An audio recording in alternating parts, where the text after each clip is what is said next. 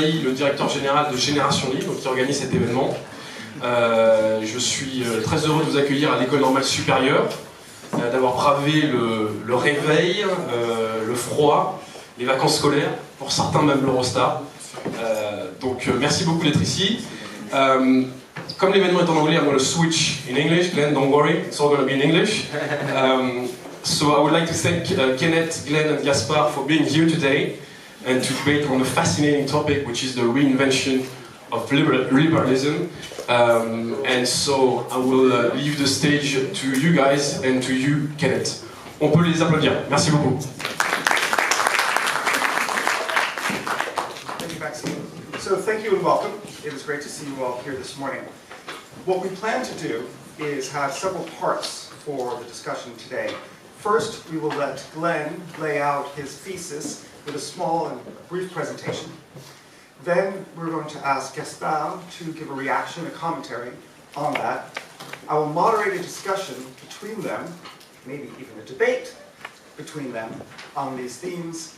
And then we're going to open it up for questions from all of you, which actually will probably constitute the largest part of the session today. So with this, I would like to invite Glen to give his presentation. Thank you.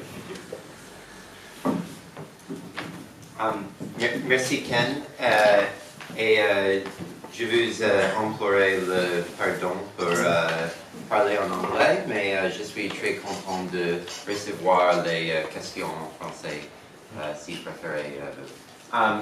So this is based on a book, Radical Markets, which you may have seen outside, jointly with Eric POSNER. But before I get into the particulars of what we're arguing, I'd like to lay out some of the stakes, which I think we all agree on at the present moment, or at least Gaspard and I agree on at the present moment, which set the context for this discussion. And someone was supposed to be there changing my slides, but I guess they're not, so I may have to go to home. Okay. So I think Gaspard and I both perceive a crisis at the moment for the liberal order. And I wanted to start by talking about what is that crisis. So I think the first and most salient aspect of it is the dramatic increase in inequality within wealthy countries. This is especially true within the Anglo-Saxon world, so as some of your countrymen, Emmanuel Saez and Thomas Piketty have highlighted, within the United States, as we see on this graph on the right, the share of income accruing to the top 1 and top 0.1% of the income distribution has roughly doubled from the mid-1970s until today. And at the same time, as we see here on the left, in your right, in the purple, the share of income accruing to all workers, that is, all wage labor effectively, has fallen by about the same ratio, about 10% over this period. And that might seem fine, that dramatic increase in inequality, reduction in the payments to labor, might seem fine if you listen to some of the rhetoric of the neoliberals like Ronald Reagan and Margaret Thatcher. If you think that in exchange for that inequality, we got a more dynamic, more competitive, more open, more innovative society. But in fact, that's not what the evidence recently suggests. Evidence suggests that in fact, in exchange for this dramatic increase in inequality, we're actually getting less competition, higher effective taxes. Now, that might sound like a paradox. How are taxes going up? Taxes have been falling throughout the wealthy world during this period. Well, an important thing to remember is it's not just governments that can impose taxes. In fact, if you read Adam Smith, the main thing that he rails against is not taxes imposed by government, but by corporations like the East India Company that provoked the American colonists to rebel much more than anything directly imposed by the Crown did. Those monopoly taxes are something that economists put quite a lot of effort into measuring. And to the extent we can measure it, we've seen these monopoly taxes imposed by large corporate power increase from about 20% in the 1970s, on average in the wealthy countries, to about 70% today. So rather than seeing decreases in these extractions of concentrated power during this neoliberal period. We've actually seen them dramatically increase. And if you buy into the rhetoric of the Reagans and the Thatchers that those taxes are checks on economic activity, then we should actually expect to see not an acceleration of economic growth, but a dramatic slowdown in economic growth precisely during this period of time when we see this increase in inequality. And that is in fact what we see throughout the wealthy world. So actually it's been least dramatic in the United States, where from the Trente Glorieuses shown in the dark purple to the most recent period shown in the very light color, we've only seen growth rates fall about in half. But in France they've fallen by about a factor of 10 over that time range. And this combination of growing inequality and growing stagnation, or non-growing economies, a combination that in the book we call stagnant quality, which is obviously an ugly word, but we think it's an uglier phenomenon, so we think it's appropriate. This combination is increasingly discrediting the neoliberal economic orthodoxy of our time, in the same way that the stagflation of the 1970s discredited the Keynesian orthodoxy of that time. But it's not just economics and economic authority that are increasingly discredited.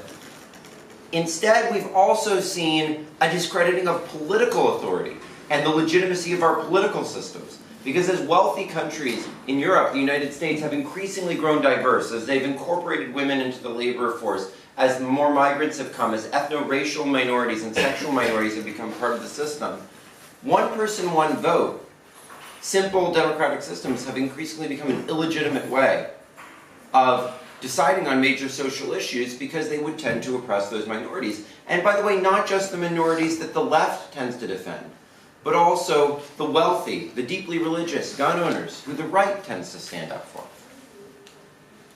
And because of this, there's been an increasing reliance on judges, on bureaucrats, on party bosses to make compromises and try to find an accommodation between these different social groups.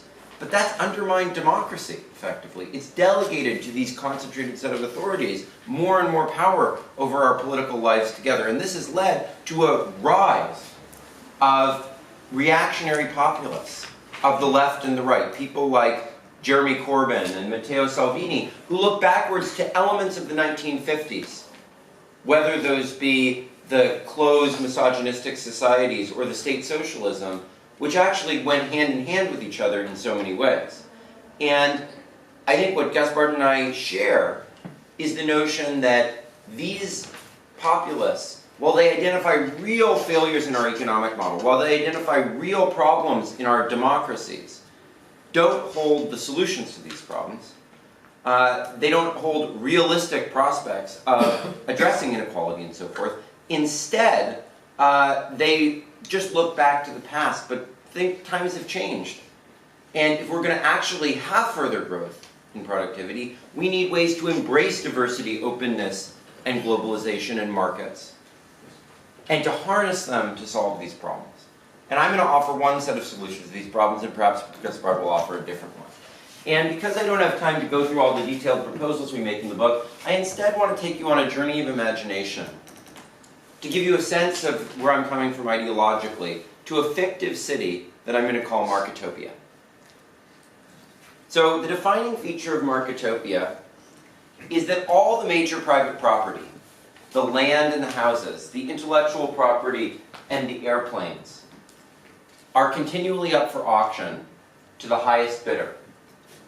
And this highest bidder is allowed to possess these assets as long as she satisfies two conditions.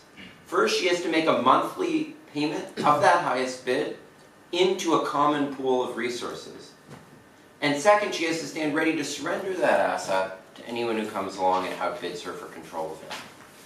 And while this principle is not applied to, say, pets or heirlooms in Marketopia, it is applied to things we would usually think of as collective decisions. Things like, will Marketopia exit the market union? Where will its parks be located? Who will govern it? Except there, rather than the highest single bidder determining it, there will be many choices for each of these options. and everyone will submit a bid on each of the options, and whatever has the highest total bid for any choice that we make will be selected. Now, in Marketopia, all the revenues raised by this auction are returned to every citizen in equal shares, either through the provision of public goods, as in Norway they do with their oil revenue, or as I think Gaspard would prefer, as in Alaska, they'll be returned by a check being sent to every citizen, what you might call a universal basic income, or I prefer to call a social dividend. Now, when you think about this vision, your first reaction is that this is probably the most extreme version of a free market that you've ever thought of, something that even Adam Smith couldn't have come up with in a fever dream. But you think about places like the United States or Britain, which are supposed to be extreme free market societies. Most things there aren't available for competitive bidding. There isn't some price at which you can just buy most things. If you wanted to buy, say, the building that The Economist sits in, you wouldn't be able to just do it at some competitive price. You'd have to enter into some long, drawn-out process of negotiation with the bureaucratic organization that controls that, and they'd realize that you had some great use for the building, and they'd try to not just get out of you what they'd be willing to take, but everything that they could possibly charge you.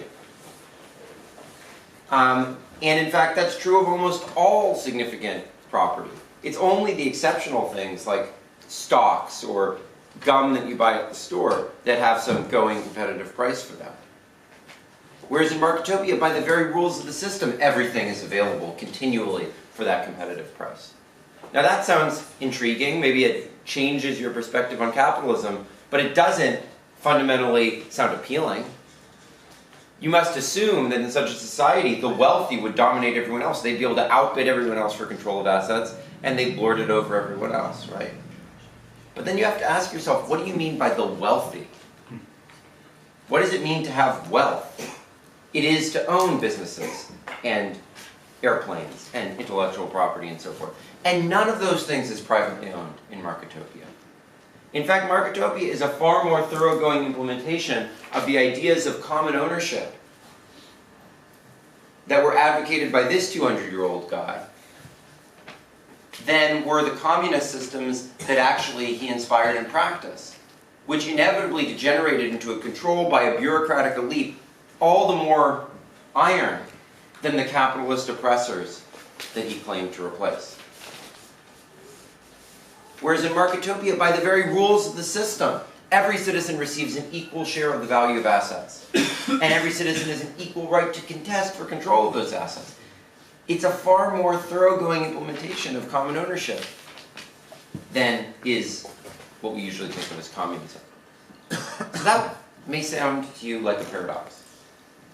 How can something simultaneously be the most extreme form of socialism and the most extreme form of the free market? We've been taught to think these are opposites.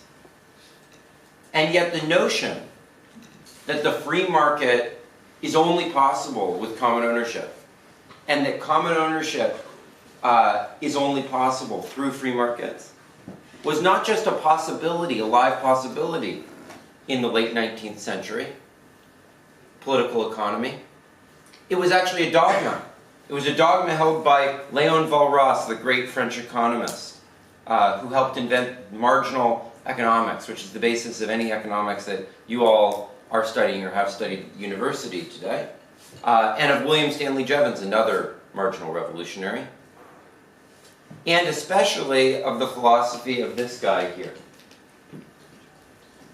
So, can anyone who has not read the book tell me who this person is? Who's said something? Anyone? So how many people recognize the guy on the right in the previous slide? How many people recognize the guy on the left in the previous slide? Everybody. And nobody can tell me who this is? So this guy outsold the other two by a factor of 3. He was the best-selling author in the English language other than the Bible for 30 years. He was a primary political inspiration for your own Georges Clemenceau. And he stood in the same relationship to the Chinese Revolution against the Qin dynasty as Marx stood in relationship to the Russian Revolution against the Romanovs. And yet nobody knows who he is. Well, his ideas were largely forgotten during the Cold War because of his poor fit with the capitalism-communism divide. But his name is Henry George, and he has a lot to teach us today. And his ideas continue to develop in the academy, in economics, into something called mechanism design through the work of William Vickrey, who won the Nobel Prize for that work, and who had a vision of how to transform our societies to solve these basic problems. But he was a very reclusive guy. He was a little bit like Master Yoda in Star Wars, kind of silly and cryptic. But when he won the Nobel Prize in 1995, he thought finally he had his chance to bring his message to the world. But 2 days later, he died of a heart attack. And the goal of our book is to try to revive those ideas and to show how they provide a practical program for transforming our societies and addressing the crisis of liberalism. And we do that through 5 practical proposals that I think we're going to get into in the discussion with Gaspard. But the thing I wanted to close on with you, is that this, while it is a set of ideas, is also a social movement. 2 months ago, after I'd been talking about the book for a while, I was learning that there's billions of dollars of capital that have actually been invested and dozens of startups that have started around this vision, this new vision that unites socialism and free markets in the book. And there are artists doing projects on this. There are academics thinking about it. There are entrepreneurs building businesses. There are activists starting groups. I just met with a bunch of people who are starting an activist group on these topics within France yesterday, and a bunch of architects and urban designers who are thinking about building spaces built around these ideas. So we've drawn this together into a movement.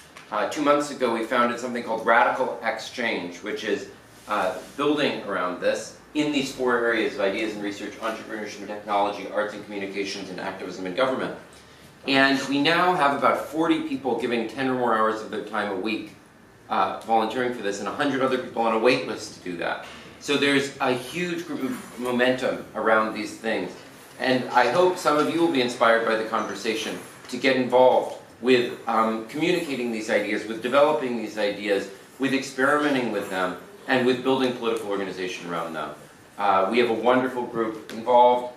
Everyone from a post-colonial theorist and historian of the Portuguese Empire, Ananya Chakravarti. So this is not a movement of economists. It's a movement of people throughout the academy. A wonderful entrepreneur, Mimi Reingold, who runs the largest Ethereum conference. So this has been a huge movement within the blockchain space.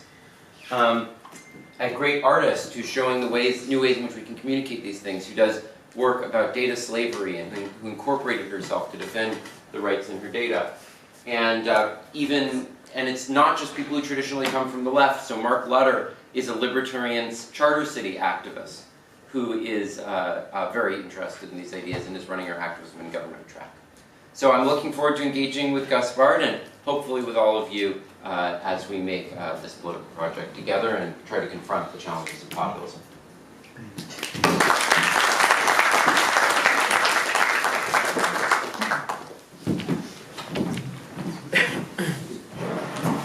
Gaspard, before I ask you to speak, I'd like to go off script slightly and ask Glen, who I thought did a fabulous job laying out the big picture of your ideas, to put a little bit more flesh on the bone of them by taking one of those 5 proposals, one of those examples, and explaining how it would work in practice. Because I think although the audience has a sense of the big theory, they don't see how it applies to the questions of today. Yeah.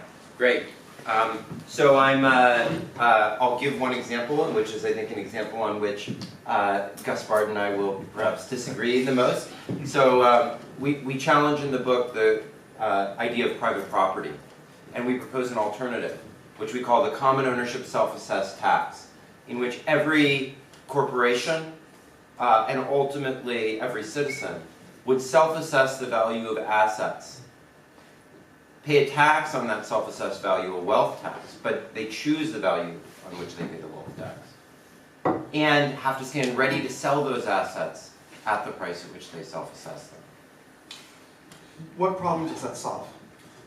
It frees up the huge monopoly that we currently have over assets. So I'll give you one example of this. Think of the radio spectrum. How many people here have listened to an over-the-air television broadcast in the last month? Raise your hand. One person. How many people have used Wi-Fi or 4G LTE services over the last month? Now, about 90% of the radio spectrum in France and about 85% in the United States is still dedicated to those old uses. Because when you try to purchase the licenses for Wi-Fi, you have to buy up a whole bunch of other licenses in order to clear out the space. And yet the current owners don't want to reallocate it, or if they do, they want to hold out for a large chunk of the profits that you could make from those new uses. And that's the reason why we have so much lower quality internet service in most of the Western countries that protect those licenses as private property rights than in somewhere like Israel or East Asia, where they're happy to reallocate those to these new and more productive uses. So that's just one example that's particularly stark. But throughout the property markets, throughout private business, we have cases where the control over private property blocks the possibility of entrepreneurship and new technologies. Okay, thank you. Now, Gaspard. Yeah, well, it's a hard task, right? Because as every coherent, consistent system is very hard to refute. So you have to take some distance from it. Well, first of all, I mean, we met on data, right? And data remuneration. You will think that data is labor and should be remunerated, and our personal data should be remunerated because we put labor in it. I would think they are capital, but the conclusion is pretty much the same. And then those conceptual differences, in fact, shed lights on the whole debate. Now, I can only agree that the neoliberal framework that you were describing is not sufficient today, and that politically speaking, we have to really be radical ourselves, reinvent liberalism, and so on. Remember the quote from Hayek about the need for a liberal utopia, so we cannot just stay in the classical democracy and market economy, Fukuyama sort of framework. Otherwise, we'll just give the floor to populism. So that's true. And in fact, liberalism has reinvented itself all through its history. You may remember that it was in the crisis after the crack of 1929. And it was sort of in disarray for 10 years, and then they gathered at the Lippmann conference here in Paris, just before the war, and they reinvented liberalism, especially coming up with the idea of antitrust, and why it was so important that there should be some control on concentration of wealth and capital, and that led the way to even the formation of the European Union in the 50s with people who used to attend the Lippmann conference, and the NECTA conference also gave rise to the Montpellier and so on. So we have this tradition, I think, of being able to reinventing that framework. Bear in mind that the sort of underlying basis is how preeminent the individual should be over any sort of collective authoritarian decision over our own lives. Right, so, and I really appreciate the fact that, I mean, you're an economist by training, but you're really building a philosophical work, all-encompassing, right? And that's pretty courageous. Now, I mean, if I were to describe, and I'm fiercely against what you're proposing, I think that's the end of civilization, right? But I really appreciate the intent. And again, it's very hard to refute, so let me have a go. First of all, I think your underlying assumption is something around utilitarianism. Because what you want to do is, in a way, and also on the basis of your requirement for justice and so on, you want to maximize the allocation of capital. And you think, in fact, when I own something, I have a sort of monopoly on that thing, and that may be underused, and that may be suboptimal for the collective use. So for instance, if I own a land, so that's an example you take in your book, and that somebody will want to buy the Hyperloop on that land, and if I hold out from selling, I'm being selfish. And in your system, there's a point where I cannot hold out, because I have to increase the value of my property and pay taxes accordingly, and at some point, I cannot compete with the guy who wants to buy up the whole land to buy the Hyperloop, and the Hyperloop has a very positive effect on the collectivity. It brings, more well-being because it increases transportation and so on. It allows for innovation and stuff. So I think if we were to maximize the total amount of happiness, your system is pretty much working. Now my question is, do we want to do that? And again, and also, I think in some point of your book you're mentioning the sharing economy and the idea that experience is more important than actual possession. So what matters in ownership for you is not the object itself or the value that you project in the object. It is the pleasure that you derive or the utility that you derive from that possession. So the only thing that matters is the feeling, if you want, or the positive feeling, the happiness, if you wish, that the individual may experiment. And I think what's missing here is the anthropological and political value of ownership. What I would argue is that in your world, there is no history and there is no individuality.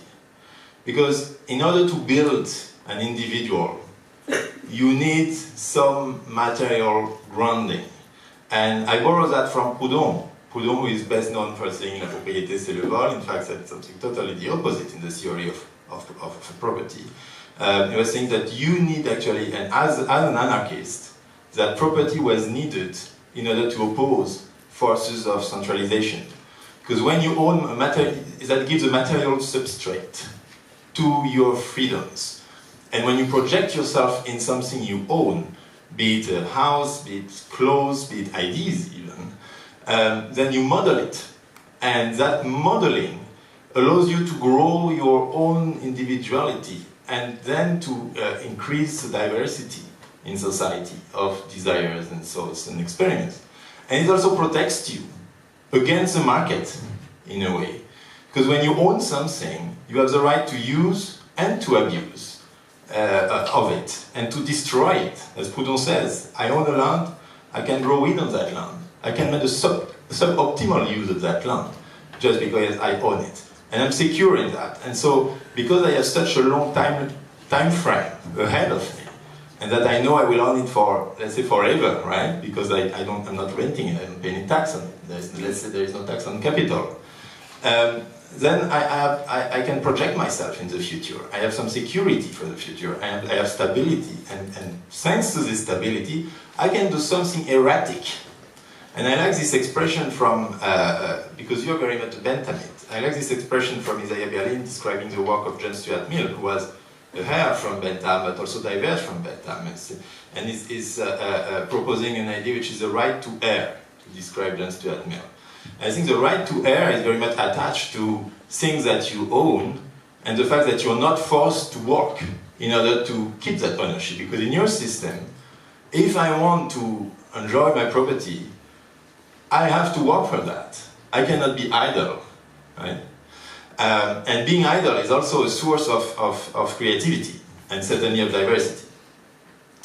And when you're mentioning Sun Yat-sen, took inspiration from Henry George, and I fear that your proposal in fact leads us in some form of Chinese society, right, of cultural revolution, where you abolish history, because when property passes from hand to hand, I wouldn't conflate Sun Yat-sen with Lady. All right, okay, it's a bit of a joke. Property passes from hand to hand, just depending on market value, then you cannot transmit anything.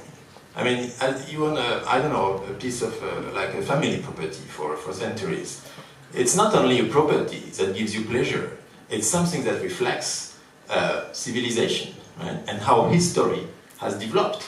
And if it passes from hand to hand just because you need to build the hyperloop or whatever, then you're in a world of instantaneity, where indeed the pleasures will be maximized at a given point in time, but where the transmission and the idea that we are building on the past of our own society is sort of vanishing to maximize the present pleasure or present utility.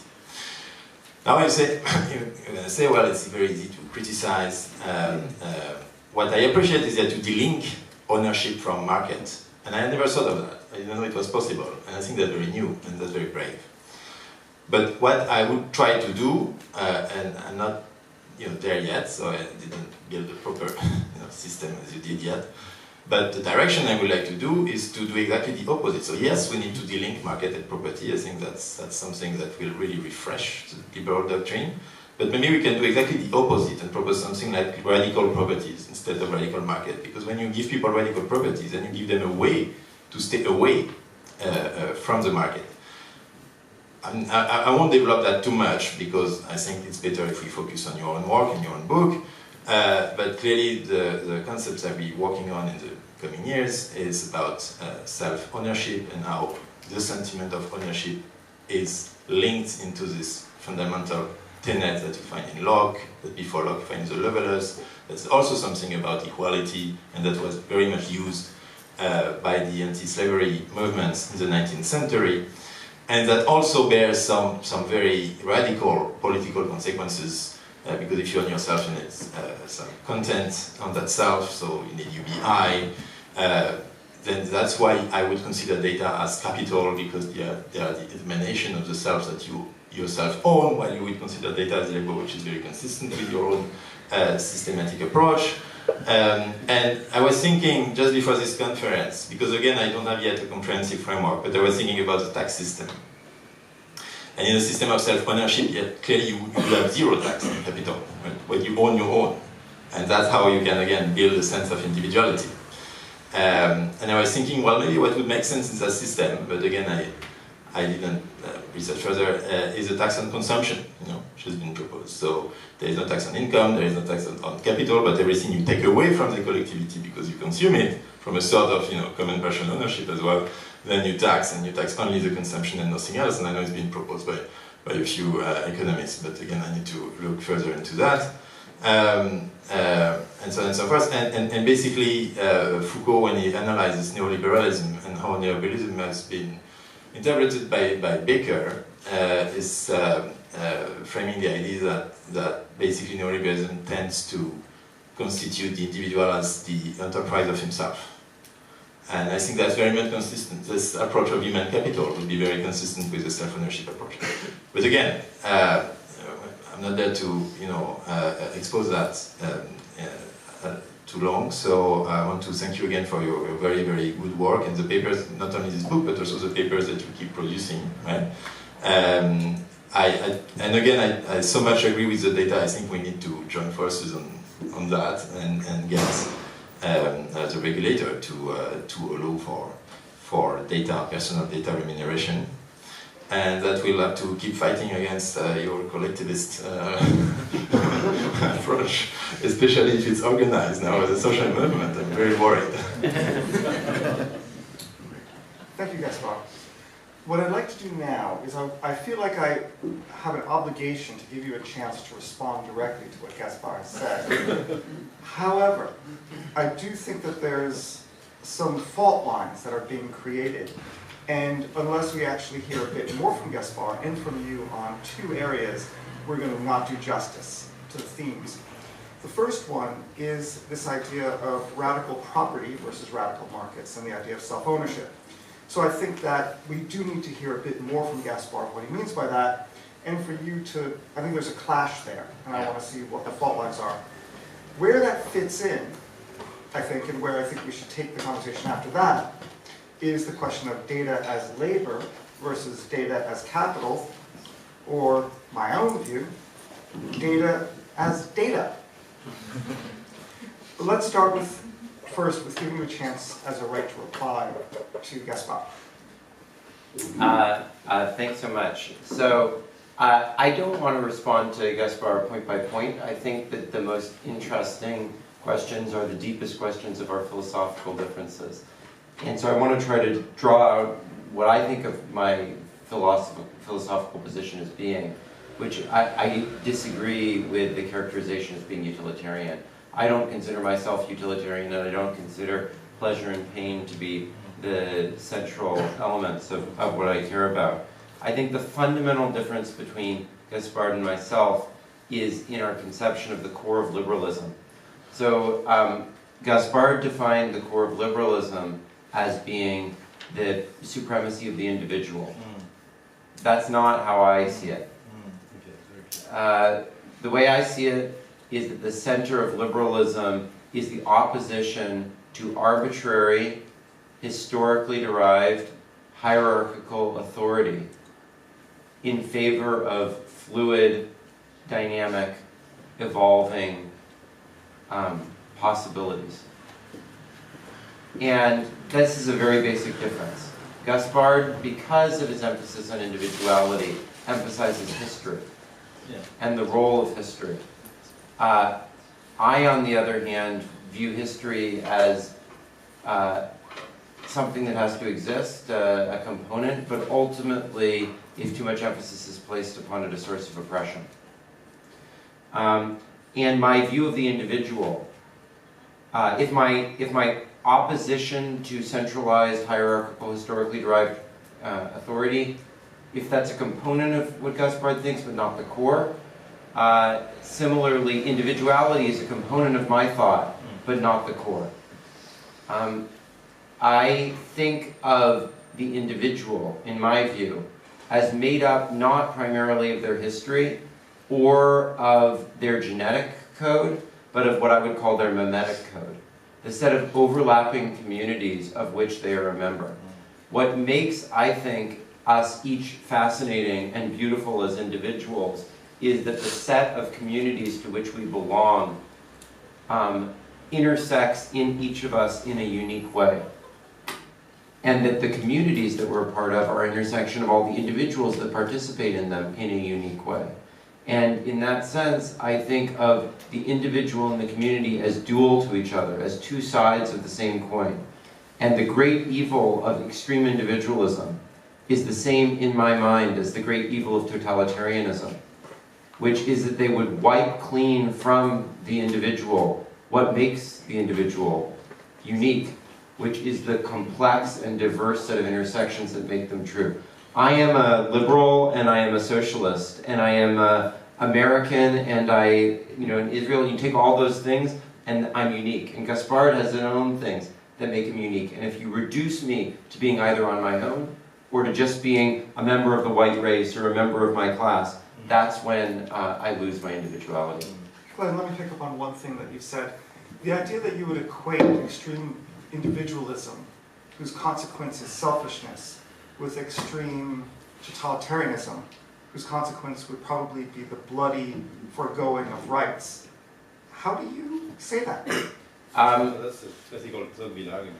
Yeah, this is the classical Tocqueville and then Arendt, I come from a tradition that I would call liberal radicalism, and I think this tradition says that when you strip away all the communities that embed an individual and that make them complex, then you leave them naked in the face of the need to organize ourselves socially in some way. And the only thing, once you've taken all the rest away from individuals, is some form of extreme centralization. And we've seen that historically over and over again. Look at the Ayn Randis. If you look at the Ayn Rand community, the objectivist community, I was part of that for quite a while. It's about as totalitarian and cult-like of an organization as I've ever seen, because once you strip away all the other things you're embedded in, you're left with a vacuum, and that vacuum is filled by power. Arendt argued that that's what happened in the 1920s and 1930s, is because of the radio, because of extreme capitalism, because of the rising inequality, all these communities in which people were embedded were stripped away, and it was easy for the Nazis to step into that void. So that is my perspective. Yeah, I perfectly agree on the how you structure our position. What I'd say though is that, well, first of all, I wouldn't associate individualism with selfishness. And Popper has this very nice and very simple table where individualism is opposed to collectivism, which is a way of organizing society. And then, on the other hand, selfishness is opposed to altruism, which is a moral value. And you can have whatever combination you wish. And you know, the best thing is to be, of course, an individualist and altruistic in your own behavior. Which also leads us to this idea of communities and the individual being also only the product of the communities. And that argues that yes, one of the great goals of liberalism, at least when it was created in the 18th century, was for government to emancipate the individual from the weight and the oppressive weight of the communities, be it the feudal communities or families or enterprises and so on. And in a way, UBI, for me, the core. For you, it's not core, right? It's the dividend that goes with your scheme. For me, it's core because it allows the individual to extract himself at any point in time from a company, from a family, to regain his sense of, what Marx called the monad, which he detested in the French Revolution, to regain his sense of self-sufficiency, basically. But then to be able to join freely the other communities and sort of not being the product of those communities, but being able to choose freely among different sets of values, different communities. And I do think that there is a role for the government to promote that sense of individuality when you give people education, when you give people UBI, and there's this dialectics that society exists in order for the individual to delink himself from society. And if you think of it's a bit of a stretch here, but if you think of the primitive communities, they were extremely cohesive. You had no individuals when you were classed on anthropology, right? They were tattooed. They had to go through trials, and so they were belonging to the group so forcefully that you didn't even need a government to apply that cohesion. And in a way, you could see the movement of civilization as a movement of liberation from this tribal sentiment, and the constitution of somebody unique and somebody deciding not only the product of communities but deciding for himself, and which somehow is linked to the question of free will, or does free will exist, or is there anything like a free will? And I remember our discussion in Brooklyn, and basically you deny that, right? You think that in a way what counts. We had a wonderful walk along the Harlem River together. Yeah. What counts is the efficiency, the beauty of a network of forces, right? And I think the beauty and the ultimate goal is for the sort of Nietzschean approach. And the ultimate goal is for somebody to be like God, right? To constitute himself as almost self-sufficient. And I think this sort of deep debate comes ahead of all those consequences that you've brilliantly exposed. I'll leave it to that. And I share your distaste of the objectivists and the American crowd. So.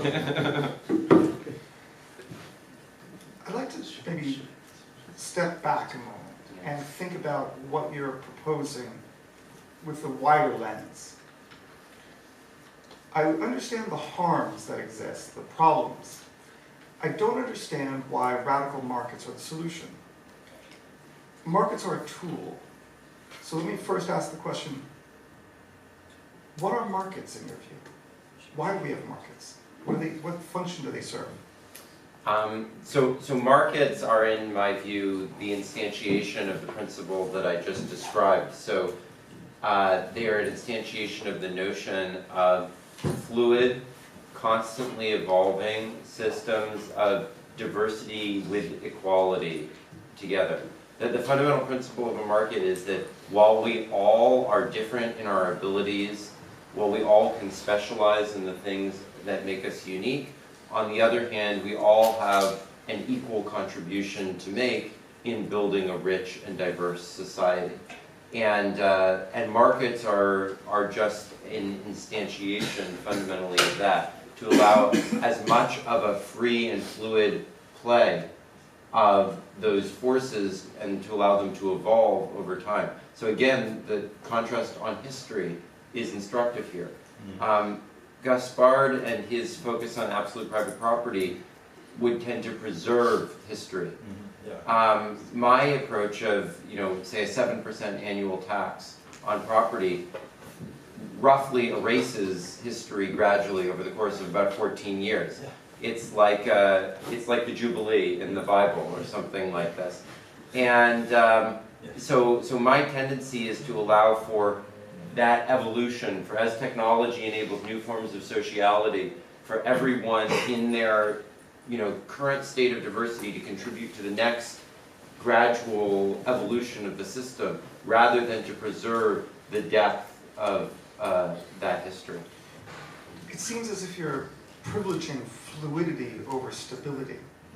And the benefit of markets is that after the transaction takes place, there is a stasis in which ownership is clear and people can have planning. They can do long-term thinking.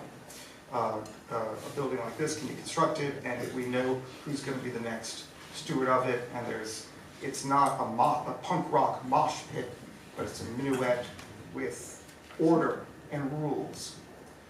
It sounds to me like if we accept that we want markets to govern all spheres of activity, we lose stability and long-term planning. Well, you don't lose all of it, so I don't support 100% tax. If I said 100% tax, then every moment would be like new. But I do believe in a gradual erosion of the legacies of the past, and I think that that's precisely what the fight against feudalism was about, and the movement towards markets was about. There was no system, like if you want to talk about something that removes things from the market, that ensures that stability, that's precisely what feudalism was. It entailed things through the generations, and it kept that sense of continuity and that sense of social stability and whatever. And precisely what markets were about was about liberating the use of land from that. And what's created dynamic societies like Singapore and so forth, and I have many issues with the democratic governance, but in terms of the actual feeling of what's made them so dynamic, it's precisely been the ability to plan and to build things and so forth over some time horizon, but at the same time to constantly be changing and adapting. But they simply have markets. They don't have radical markets in places. No, I think they absolutely have radical markets in Singapore. I think it's in fact more, in some ways it's more extreme than the version that I described. So there's almost no private ownership in Singapore. 80% of property in Singapore is commonly owned. I think Singaporean system, I think Gaspard It's would not agree. democratic either. Well, no, so that is a major limitation and something that I disagree China with. is more or less the same, because you don't own things, right? You borrow things from government, it's land. Yeah, I think there are some similarities in the land tenure system in China, I would agree. Yeah, but that's my worry, right? That we move to a Chinese society where it seems that all past has been abolished, and that as a result people are very manipulable. Because as you abolish the past, and people lose references and sort of density, and they are, coming back to your authoritarian argument, they are more open to being manipulated by platforms and being put into those lanes by AI and being happy to be led, all through their life. I mean, you're speaking about feudalism. I'd like to maybe get a bit more into that.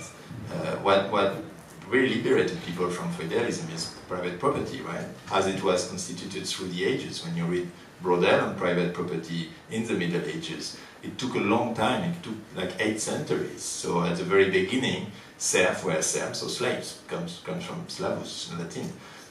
So they couldn't transmit their property. It was taken back by the lord, and they couldn't sell it.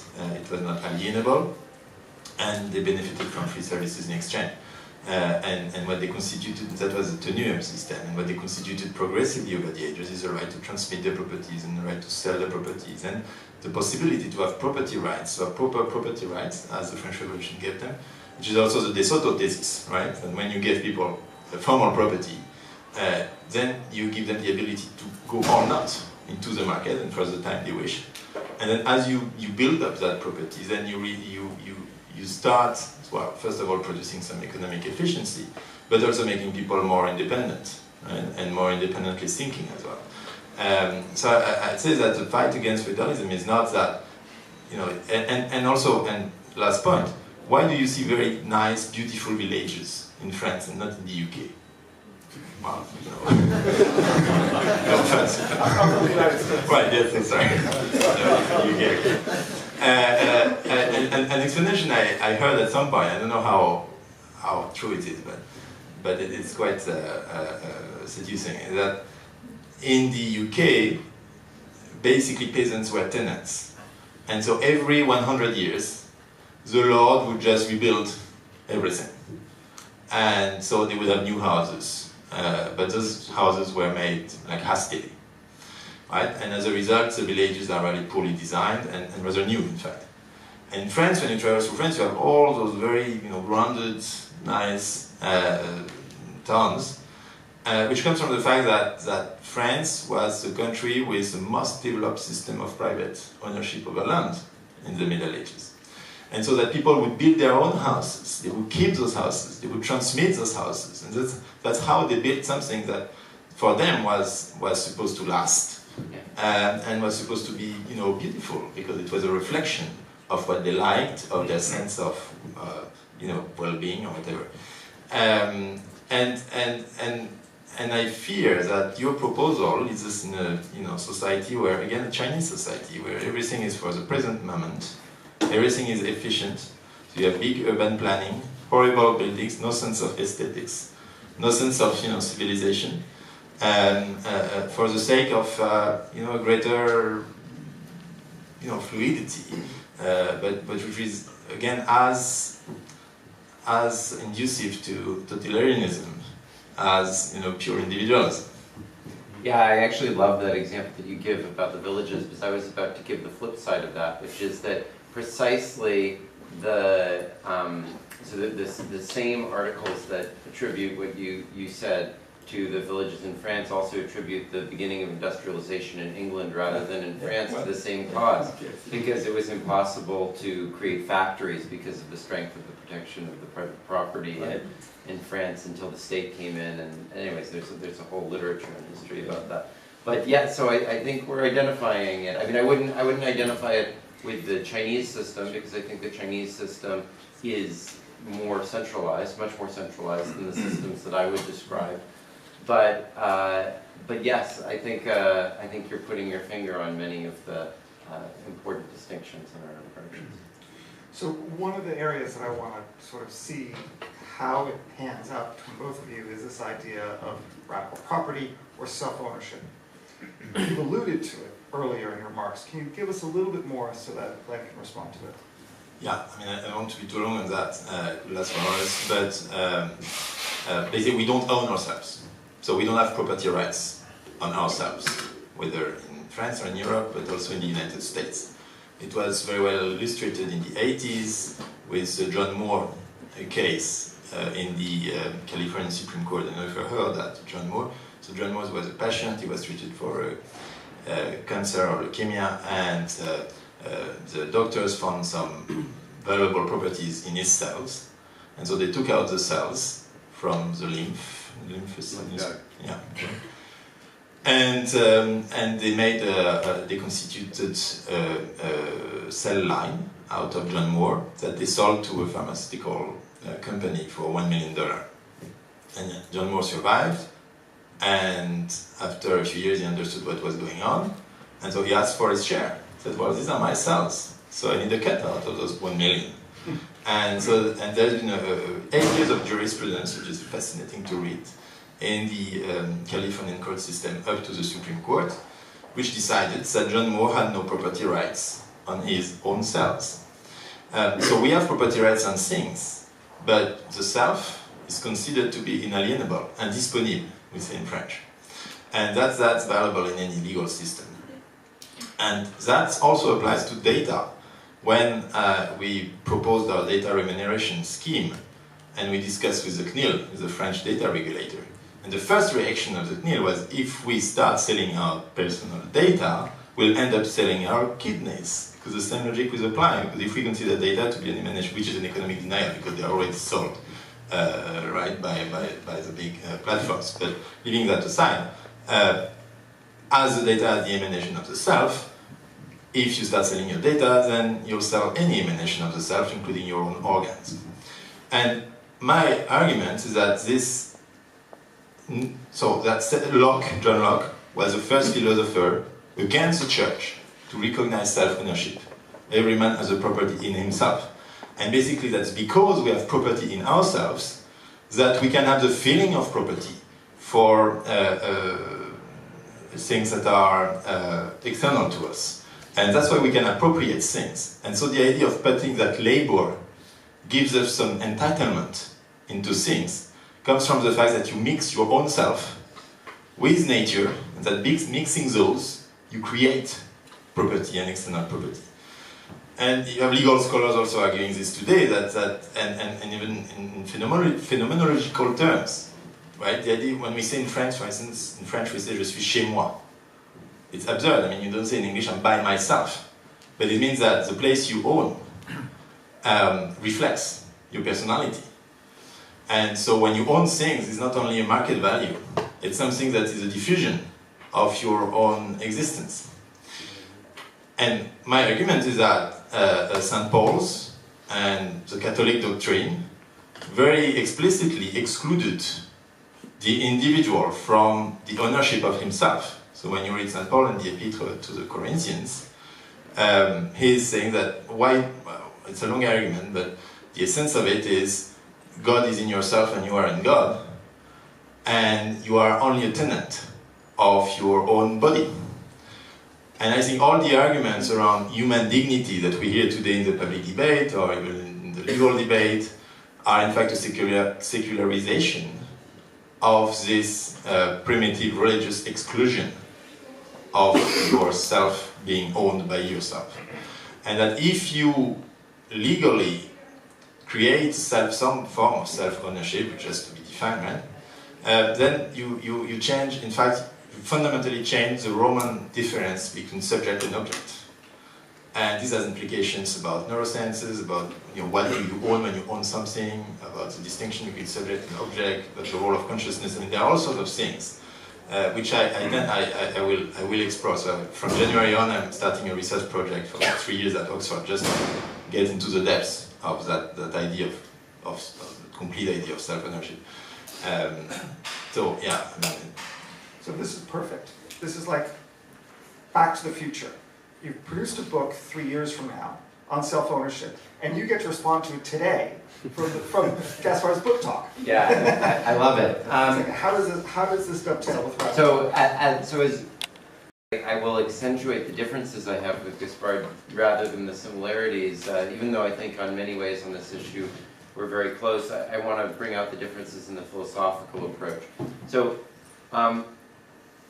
ultimately, I don't believe that Gaspard's individualistic version of self-ownership is either something I can believe in or that I'm even sure is really coherent. And the reason is that Gaspard wants to suggest that the alternative to self-ownership is ownership by God or ownership by some particular historically fixed community. That is not my vision. My vision, but on the other hand, my vision is not one where you can truly be self-sovereign, because I don't even think that's meaningful. Because my vision of the individual is the intersection of all the communities of which the individual is a member. And as such, for the individual to be self-sovereign, it must be that effectively the communities in which the individual participate are somehow ultimately collectively sovereign over the things that belong to that individual. And yet no fixed God or fixed other community or state or something like that is sovereign over the individual. So let me give you a couple of examples with regards to data that, again, we agree on most things, I think draw out the differences.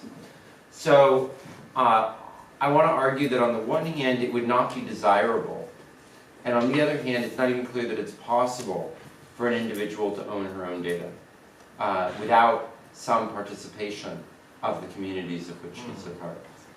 So first of all, data is like privacy is in some fundamental sense not private. Let me try to explain what I mean by that. Suppose that someone comes along to me and asks me for my individual income. And imagine that we all know what the average income in the society is. It's reported by the government. Now, if I am truly, completely, and totally free to disclose my income without any social pressures, without any state, etc., often what will happen is that the wealthiest will be happy to declare their income because they'd like people to know that they're of high social status. And then once they've declared that, the next wealthiest person will be happy to declare their income to separate themselves from the rest. And then the next wealthiest, and the next wealthiest, and the next wealthiest. And pretty soon all of us have revealed our income, even though we all would have been happier having had it be private. Or at least most of us would have been happier having it been private. Because there is a process of things unraveling through the community. On the other hand, if I want to reveal my income, me just saying it is not sufficient. You will require someone else to verify that that was in fact my income. Because no one will believe you if you just say it out loud. So in fact, all of the data that we have, on the one hand, it would be undesirable if we each individually just could completely, in a free and way that's completely detached from communities, reveal that. And in fact, in the process of revealing it, we would not just reveal things about ourselves, we would inevitably reveal things about others. For example, if we reveal our sexual orientation, that does not just reveal our sexual orientation, it reveals the fact that if you've seen me have a roommate for a persistent period of time, that probably he is gay as well.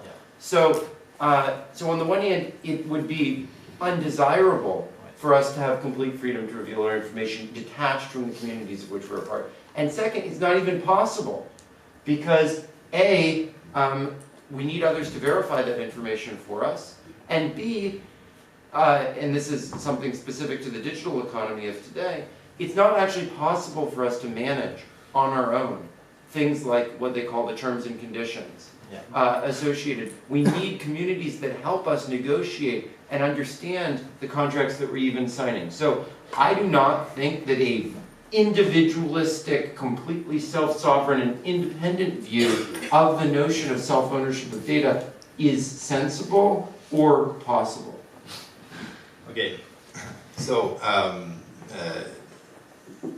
mean, I didn't want to go into that sort of complicated theoretical thing, but what the left libertarians are saying, which I find is quite compelling, it's not like you only have self-ownership and then you acquire things that were previously unowned, which is a Lockean framework.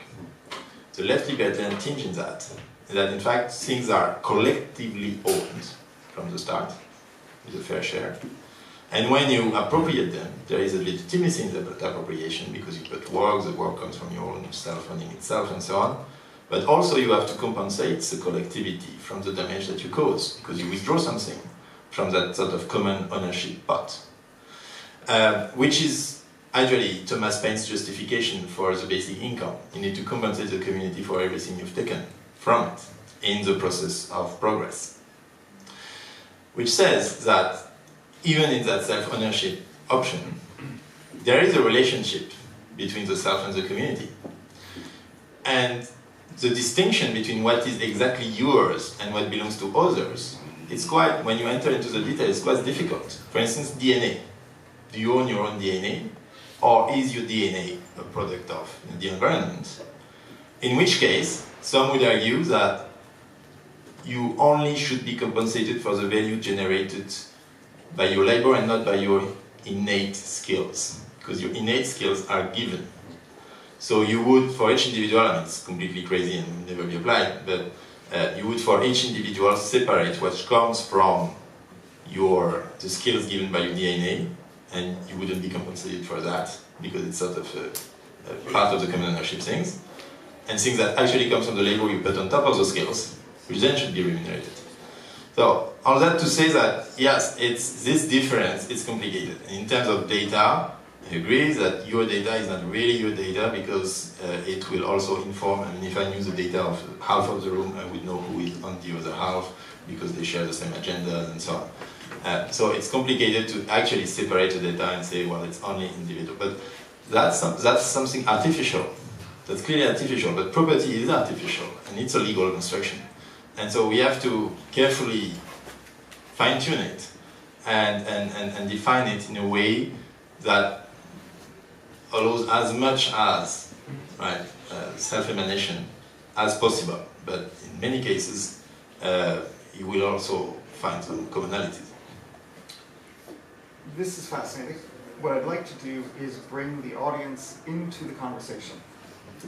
So I see 1, 2, 3. Let's go in that order.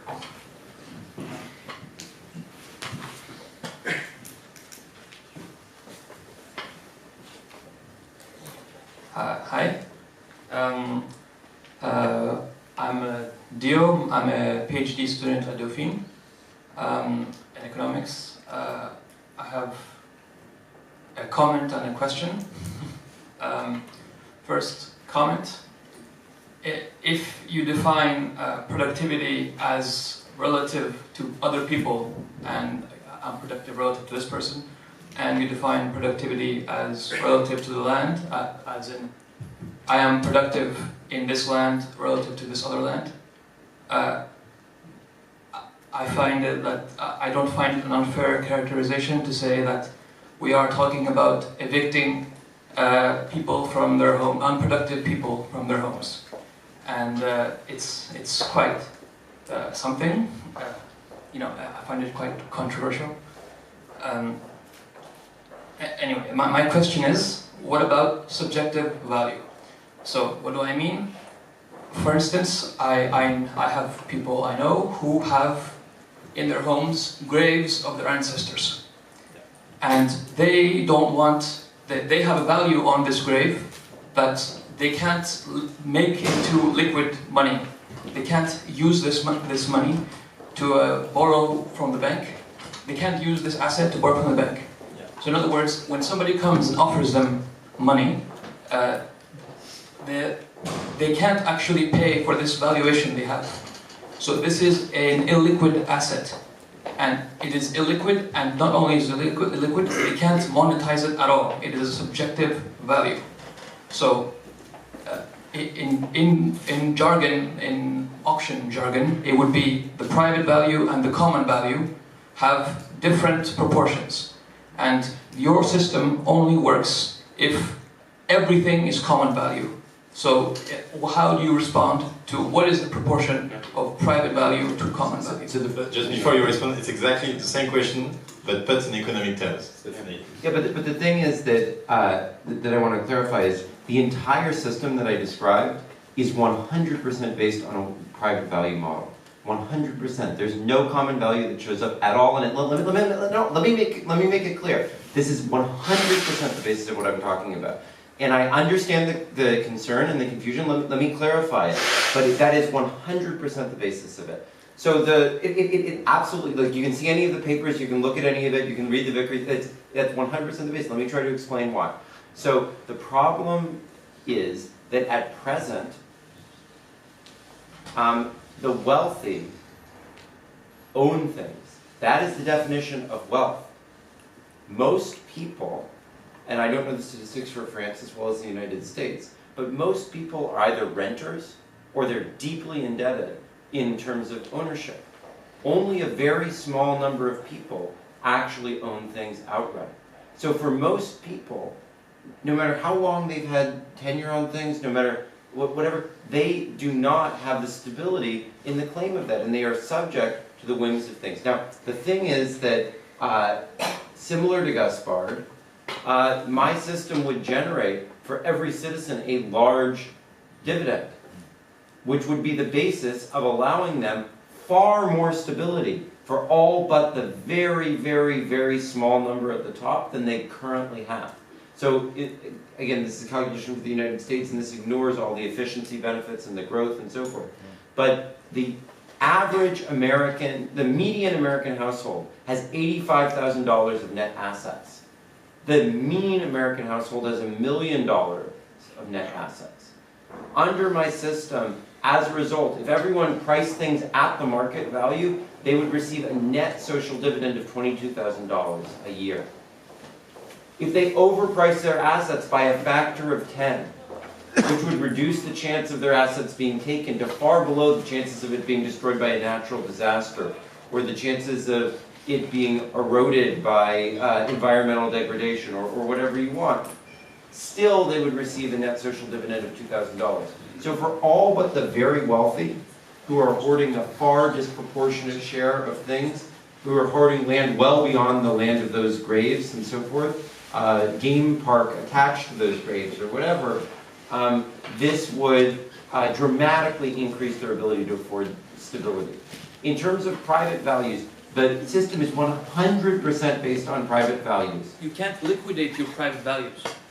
It has nothing to do with whether you can liquidate your private values or not. It's based on, look, if it's really about you getting liquidity, you can obtain liquidity by taking a mortgage on something.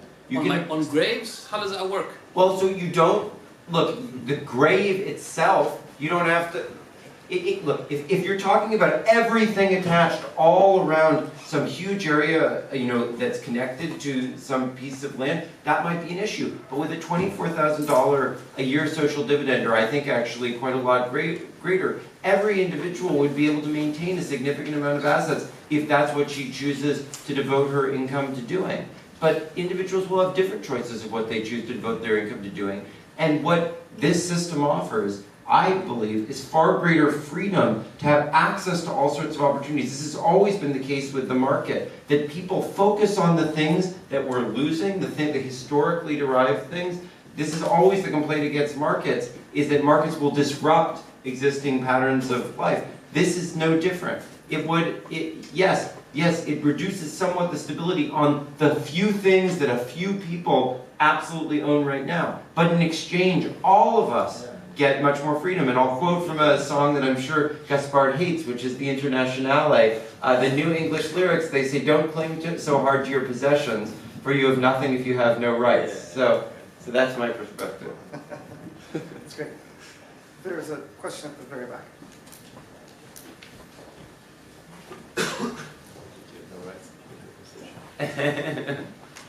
Hello, I'm Jana Dreyer. I'm a journalist, but here more for the debate's sake. I'm very bad at abstract thinking. So I really have a question. How would both of you resolve the issue of real estate prices in cities like Paris, London, or New York? I mean, that has to do with, obviously, the big inequality we have now in our society, intergenerational equality. Everyone has access to assets. And in our big cities, the assets is mainly real estate, which is completely inflated. And young generations don't have access to property because work doesn't pay that much and you can't have access to it. How would you resolve this? Would you just expropriate all these Parisians, all these people? Or would you, on the contrary, just be more traditional and, I don't know, bring in more markets, liberalize planning, city planning to increase building? What's the kind of solution both of you would be proposing to that kind of very concrete problem? Thank you. I think Glen has a very specific idea, so I'll leave him the mic very quickly. I don't have a comprehensive answer to that. One thing I would argue is that clearly in my system, one of the consequences is that you would liberalize inheritance. So today in France, you cannot make people that you choose inherit. That has to be your family.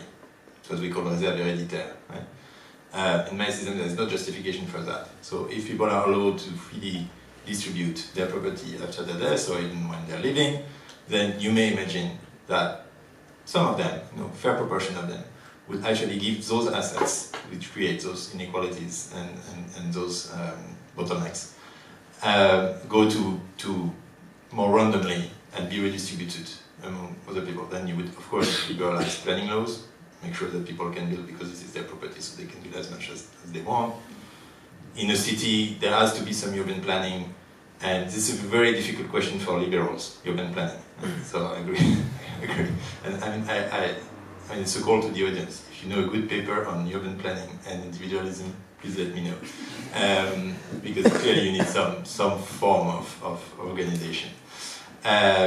Although I think that Haussmann was a great disaster. And where do people go when they visit Paris? They go to Le Marais and to Fifth arrondissement, which hasn't been touched by Haussmann, but that's another question. And yeah, and finally also, those properties are valued because people want to live there. And in fact, there are many towns, villages, cities in France where houses are not even sold, but they're given for free.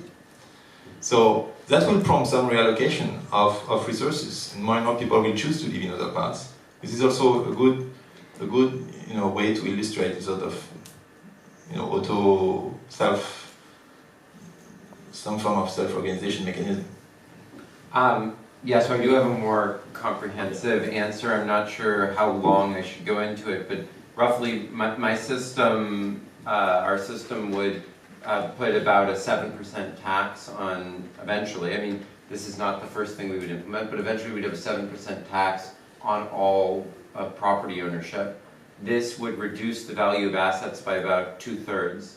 This would effectively eliminate the role of debt in financing housing. Something like the current down payment to purchase something would suffice to buy it outright. And instead the rental-like payments would become, the mortgage-like payments would become rental payments, effectively, to the commons. This would eliminate the role of speculation, because it would no longer pay to buy something and not use it and expect that it may increase in value, because if it increases in value you pay more tax, so you can show that those things offset each other, and therefore there's no role for speculation within such a system. It would generate a significant social dividend that people could use to choose where they want to live in a much more equally distributed way. It would simultaneously address the urban planning issue that Gaspard was worried about, but in a way driven by the market, because what necessitates urban planning right now is that if you have a system of private property, then you need some collective mechanism to organize it. But if you have a system like we described, and we go further later in later work, but a system where basically there's a fluid ability to buy up a bunch of properties, put them under a new set of rules, and then govern them in that way, and some collective mechanisms for coordinating that, then you don't need some central urban planner to coordinate things. Actually, I think that's a perfect illustration of the way in which extreme individualism opens its way to extreme centralization, because it's obvious that we need some form of social coordination. And so when we don't build that into some sort of fluid market mechanism, we then have the deus ex machina of the state, which I don't really believe is a meaningful concept, come down and have to correct things somehow, using some historically derived arbitrary authority. And instead, I want things to emerge from an actual market process that permits for this sort of organization. So this arbitrary process is, in the political sphere is called democracy. The arbitrary process on the economic sphere is called capitalism. You're simply replacing one process with another. Why should the market process be more effective than the political one? So I actually support political type processes, and in fact I don't even see a distinction between these. The problem with current democratic polities is they choose some particular grouping of people, whether those be the people in France right now, or the people in the white race, or the people in the church, or something like that, and then they say, well, a majority of these people decide. What I instead want is a system where communities can self-form, and where they reflect the full intensity of, you could call it intensity of preference or intensity of commitment of different communities, and where we don't have a system that systematically favors whoever happens to be a majority in some specific geographic or other historically derived thing. Instead, what communities exist and how much people are attached to them and what they are emerge and change and reform, and that there's actually a market process of even determining what the polities are. I absolutely don't believe in capitalism.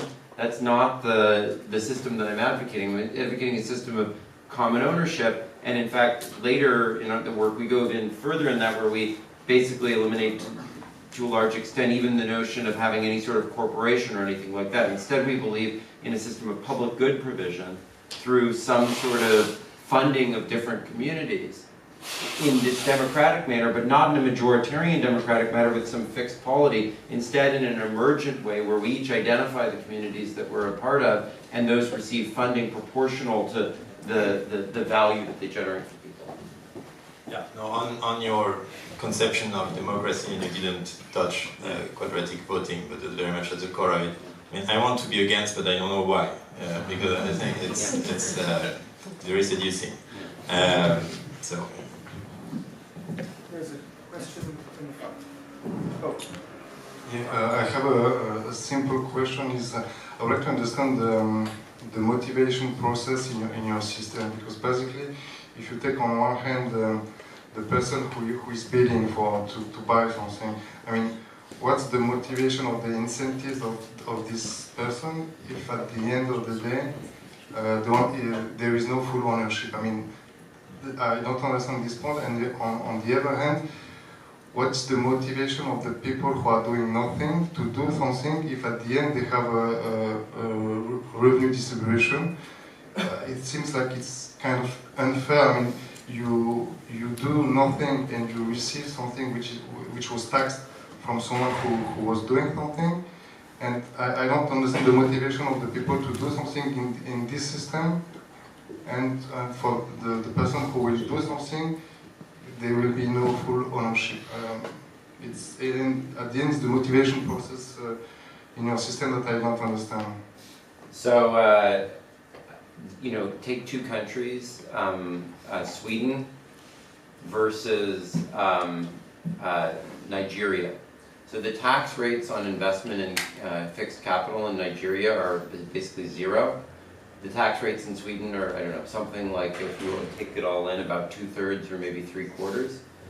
The difference is that in Nigeria, everything is incredibly rigid and it's very hard to get things done. In Sweden, there's a huge amount of fluidity in your ability to invest in things and so forth. Warren Buffett famously said that investors don't look for low taxes, they look for opportunities. And I think that while it's true that in my system some share of the benefit that you get from building a new thing will be expropriated, and that does reduce your incentive to invest, the opportunities to invest will be far more than proportionally greater than will the tax that you have to pay upon them. And so, yes, it will absolutely reduce your incentive to build things, but the opportunity to build will increase by more than that, and that's what's called allocative versus investment efficiency in economics. And as to why other people receive value, quote, having done nothing, unquote, I think you should reflect on the question of whether were all those people to really be eliminated, it would in fact be the case that you would have been able to achieve any of the value that you did. You know, someone like Peter Thiel, who's obsessed with absolute property rights, talks about, he's an investor, talks about the notion of going off and building a seastead, you know, a libertarian society where, you know, he doesn't have to be touched by the creeping hand of the state. But then you ask, okay, so would you be happier if all the other people on the earth were eliminated who weren't part of your seastead? Then none of them would impose upon you. Well, then he wouldn't have any of the ideas that are the basis of any of the technology he creates. He wouldn't have anyone to compare himself to, and therefore feel that he is superior than, which seems to be a primary concern of his. You know, so much of the value that we have is created socially, and so that recognition is not for nothing. It's just that most production does not actually happen on the absolute individual level. In fact, the whole reason we have civilization is because production has increasing returns to scale. We wouldn't have civilization, we wouldn't be organized in cities, we wouldn't be in societies if we were all if all productivity was attributed to individual effort divorced from the social processes that embed it. I'm actually part of the system. But yeah, that's the argument about dissemination, and well, that's another argument. Well, I'd like to bounce back on your question, because I don't think you answered really, which is exactly the opposite question as the last we heard, about unproductive work, and whether somebody who works in a manner that is absolutely unproductive, while in your system won't be able to pay the tax for owning his own house, let's say, and so will be expropriated very quickly, just because it chose another path of life and to do something which is not so well remunerated. So that's a question of idleness and the fact that your system eliminates errands and idleness. So you have the metrics of a given society. Well, I wouldn't say the metrics of a given overall society. What I would say is, what I would say is, the prototypical vision of withdrawing from society within your perspective, Doing some charity work or is the surfer who goes off and is able to do his own thing alone. The prototypical vision in my world, and we can get into the details of exactly what happens, but the prototypical vision in my world is not the surfer who's alone. The prototypical vision in my world is someone who connects to a different set of communities than anyone else connects to. They're part of, for example, African American transgender community, and they fit in a way that people don't somewhere else. Right. So my vision is one where it's fundamentally not equal resources, and in fact, I wouldn't even say you get the same UBI. I don't think that's the way I actually want to think about it. I think you get voice. Everyone should get an equal amount of voice. And they can exert that voice if they really want to in some completely individualistic way to go off on their own and be a community of one, and they should have some scope to do that. But the prototypical thing, I imagine, is not that we offer that. We offer you the chance to connect to people in recombinations that no one has ever done in the past. And that's my prototypical vision of, quote, unproductive work. It's connections that no one else has had before as part of different communities that exist. Thank you. Stefan, I'm an insurance supervisor with the Financial Supervision Authority in France. I would like to thank Glen for your provocative ideas and bringing back the debate on the Georgian tax. It's very stimulating, although I do think it's wrong. And here's why. I agree with you on facts. I think we do see more rents and more income inequality in Anglo-Saxon countries. I do agree with you on the goal, radical liberalism, fighting rents, fighting historical determinism, fighting arbitrary authority.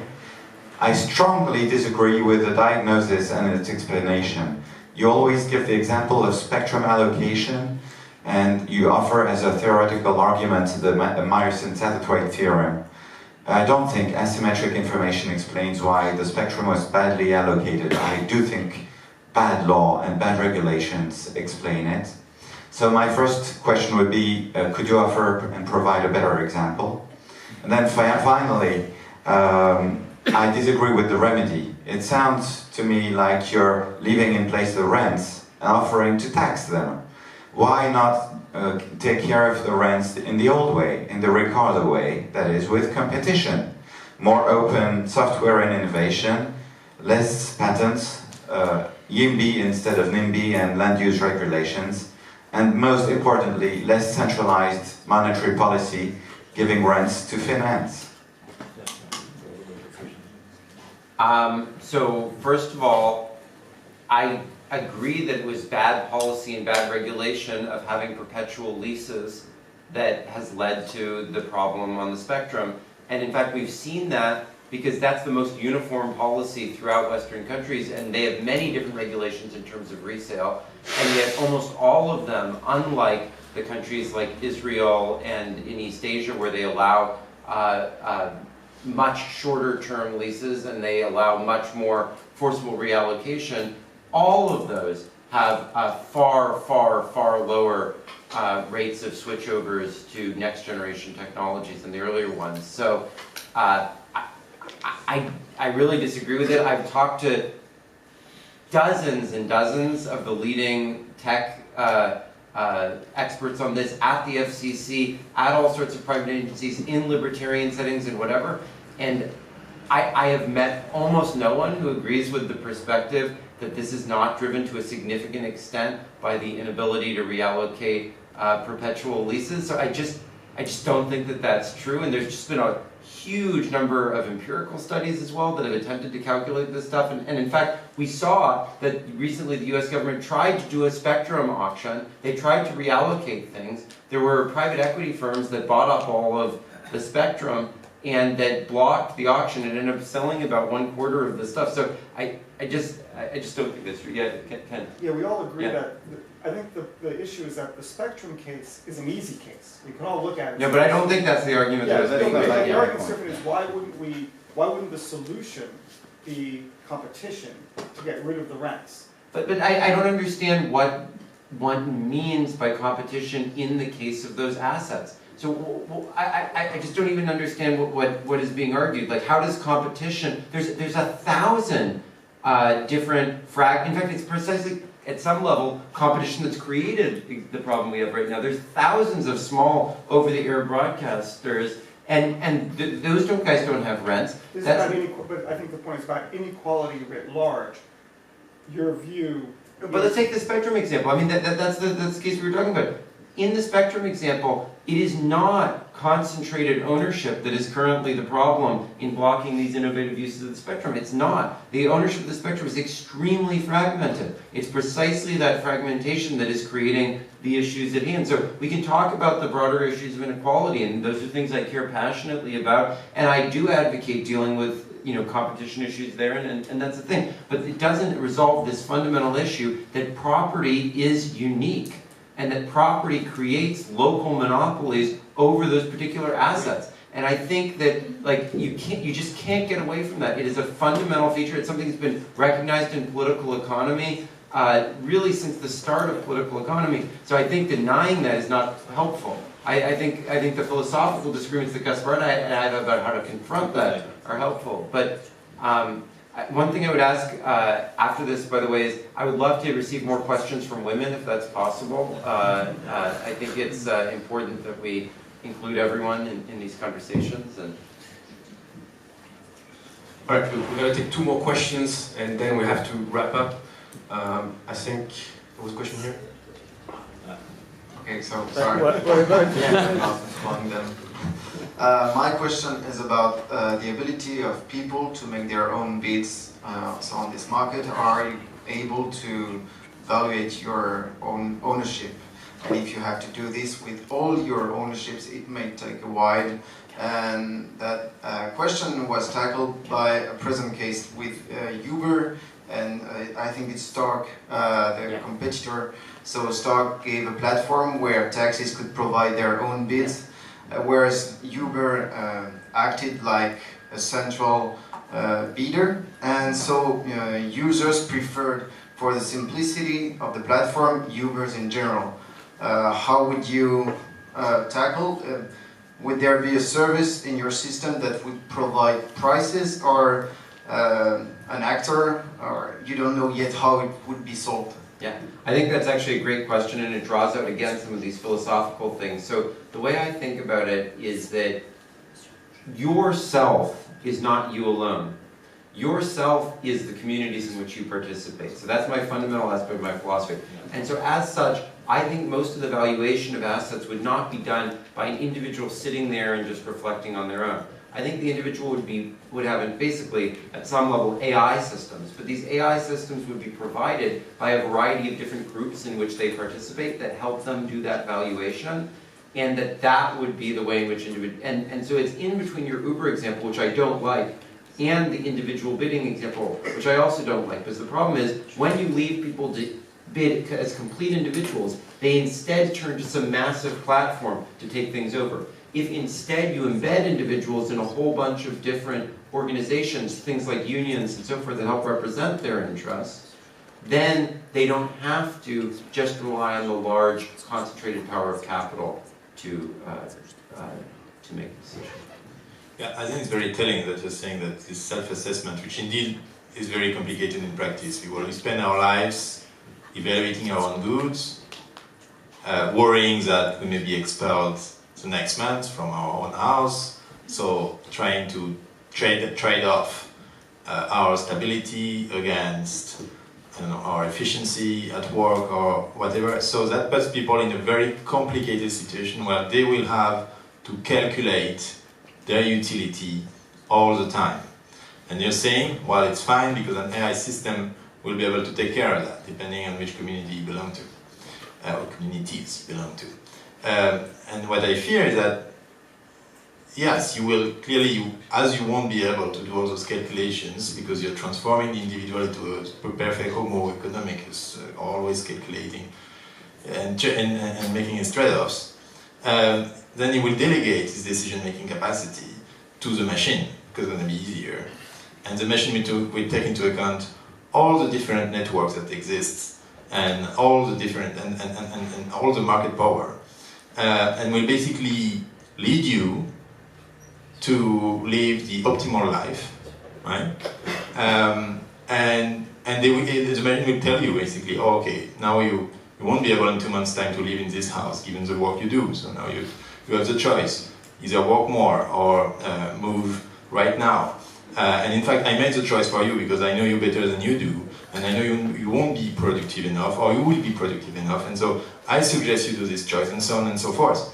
And that's a complete abdication of individuality, autonomous, free will, anything we always liked as liberals.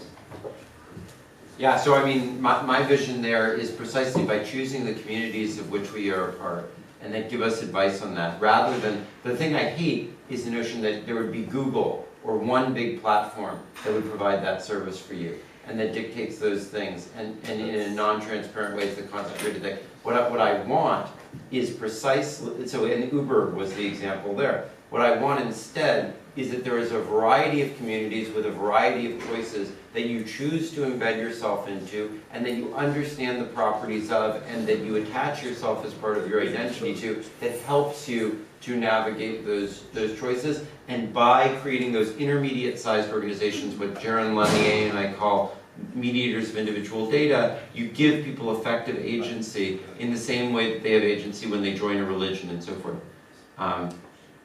Maybe last question. Yeah, that would be.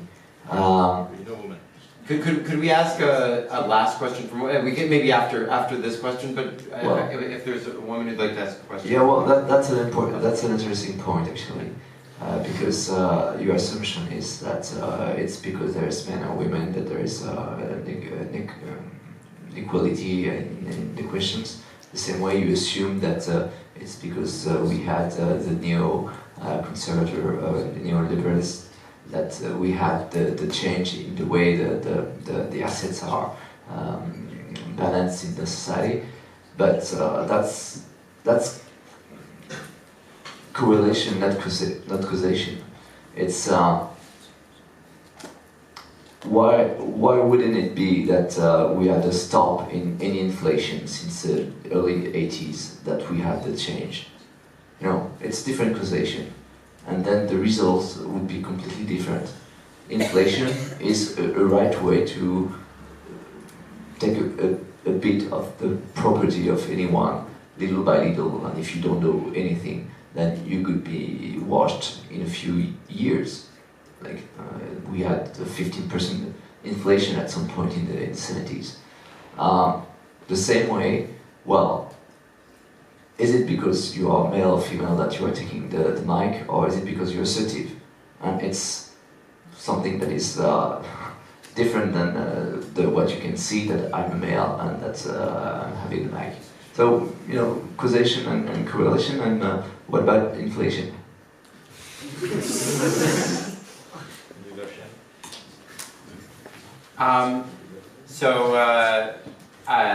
The causation in all social phenomena is very complicated, and I don't think that the center of my argument fundamentally rests on precisely knowing the causal factors that led to a certain phenomenon. In fact, it's not even clear that that's a meaningful concept. There's an economist, Frank Knight, who said that the position of every particle in the universe may perhaps, if quantum mechanics is not quite right, be said to be the cause of the position of every particle in the universe at some time in the future. But what we usually mean by causation is instead something that's about what actions we can take to actually make things different. And I would give the same answer to the question about encouraging the participation of diverse voices. It is not because I attribute to your maleness the questions that you might ask, but rather because as a means of affecting a more differentiated set of questions, I find it's usually useful for me to encourage women and members of marginalized communities to ask questions, because I find I get a better range of questions that's more informative to the audience when I try to encourage such participation. So, I think if we've learned one thing from today, it's that we've erred when we brought you here, when we could have created a market for the questions at the outset. Everyone would get a token, we would sort of allocate it in a way so that we could determine who would ask the questions. Yes. But of course the problem would then be we would need the same sort of market allocation for who got to respond. That leads to a lot of other problems, including market failures. This has been a very thoughtful morning. I want to thank Gaspard for his remarks, as well as for Glen. Thank you very much. Please join me in thanking Glen.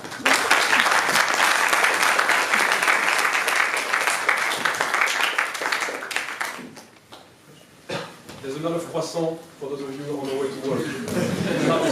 Thank you. So can I know, I'm not going to hang out for a minute, but and I don't know whether we should chat and would that be okay? Or okay, so then maybe we can start walking towards the next meeting, or should we walk?